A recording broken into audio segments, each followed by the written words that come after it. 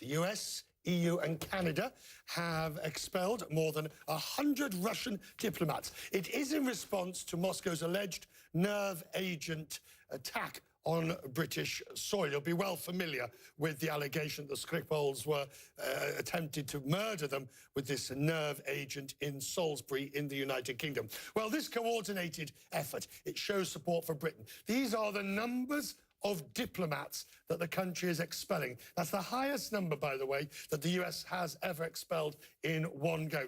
Across the European Union, I think it's 14 member nations now have expelled. The UK, of course, is the highest at 23, and that has already been met by tit for tat.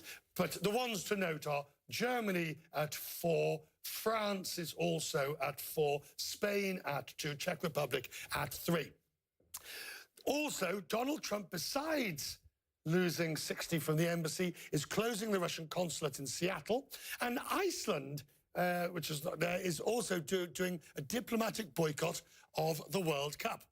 The Council President of the EU, Donald Tusk, says more could be coming to punish Russia. Additional measures, including further expulsions within the common EU framework, are not to be excluded in the coming days and weeks. The US and EU do have more options if they've got the stomach to do it. A huge number of wealthy Russians live in London. There could be asset freezes and travel bans that could directly impact the people helping to keep President Putin in power. Although the person responsible for managing sanctions in the UK has specifically said you can't just sanction somebody because they're Russian. There have been long-standing calls for a crackdown on money laundering. Lawmakers could create an international version of the Magnitsky Act, which has allowed the US to go after corruption around the world. And in 2014, sanctions over Crimea hit Russian banks, arms makers, tech companies and oil, but not Russian gas. Now the EU has admitted these sanctions do hurt Europe's economy. So the market reaction tells you where the weakness may be in all of this. European markets turned red, with companies with exposure to Russia all falling. Adidas, Siemens were down some 1%. And that's interesting when you look at what the European bourses did, because they'd seen New York was positive, but still did not manage to rally. Carl Bildt is the former Swedish Prime Minister. He joins me now from Stockholm. Carl Bildt, when we look at this, this is a very impressive performance by Europe and the United States that's taken quite a bit of negotiation to get a coordinated response. It is a rather massive reaction that is coming, coordinated, as you say, across the Atlantic. So it's taken some days, but that is fairly logical. I think it's a reaction both against what happened, needless to say, and its reaction is the way Russia has reacted to it. That they have completely ignored everything and not been ready to concede anything, but treated the accusations more with disdain. And now the reaction that we've seen here is really a demonstration of how seriously this is taken, not only by the UK, but by virtually every single European government. To the question that would the UK have been able to get this response, this coordinated response, if she had been out of the European Union? Some are suggesting that she would not have been able to, because Theresa May would not have been at the summit meeting and therefore could not have made the personal case. But that would greatly weaken Europe's position, wouldn't it? It would have been somewhat different if they had been outside. Now, I think that was, I think deliberately also a demonstration by the other EU countries that in spite of the fact that the UK is leaving, this affects us all.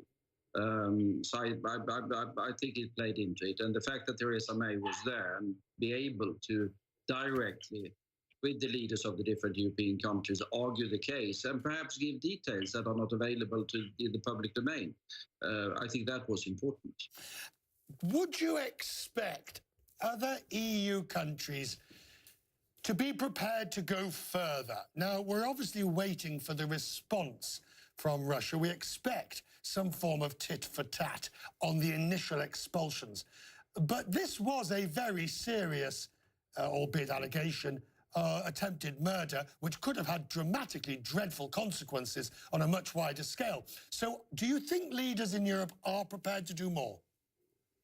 I think they are prepared to do more because, I mean, you should see it in the broader context. We had the Litvinenko murder, polonium in that particular case in 2006, was a fairly strong reaction to that, but obviously not enough in order to prevent those that are responsible for this. And you would assume there will have to be sort of political responsibility fairly high up.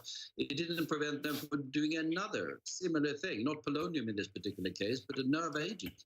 And if there's not a very strong reaction now, I mean, no European country can be certain that this will not happen on their soil tomorrow. Carl Bildt, you have studied this, you know the Russians, you've looked at this in detail.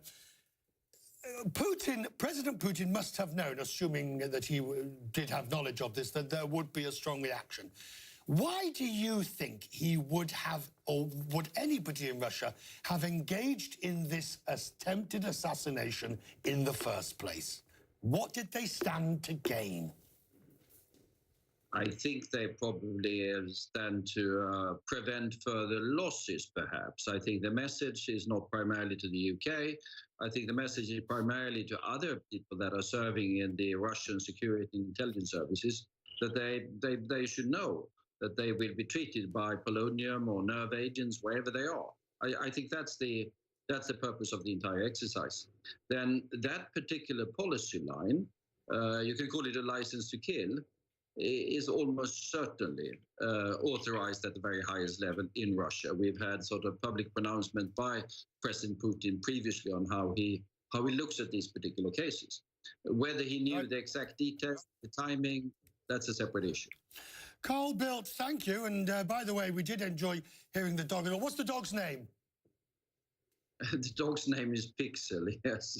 Pixel. Give Pixel a treat from Quest Means Business. Thank you. I will do that. Thanks very much. Thank you.